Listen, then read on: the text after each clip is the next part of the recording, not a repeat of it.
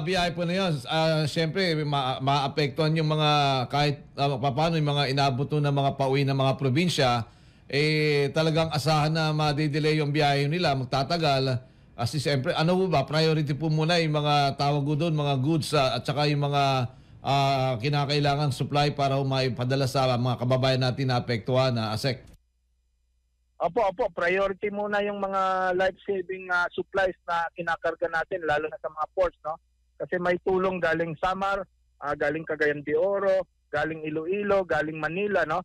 So pina-prioritize natin yan na we have coordinated with PTA, DOTR na gawing priority ang pagkarga ng mga relief items, mga responders, mga tutulong sa pag-restore ng power. So ginagawa po natin yan ngayon para tuloy-tuloy po. Ang pakiusap na lang natin sa mga kababayan natin na bumibiyahe, konting tiis lang po. Meron lang po tayong sitwasyon na inaayos at makakatulong po kung iwasan muna natin na makikumpetensya doon sa mga peer natin. Asek